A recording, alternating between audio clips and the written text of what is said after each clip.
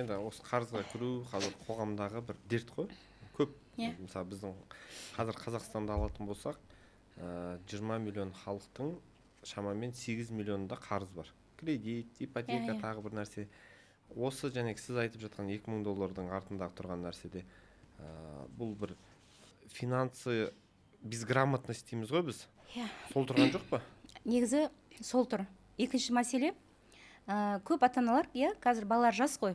Балалар жас кезінде любой нәрсенің фундаментін жасау керек. Балалар жас кезінде шыны, мысалы, балаңды оқытқың келе ма? Мысалы, фундамент деп қазір келе жатырмыз ғой.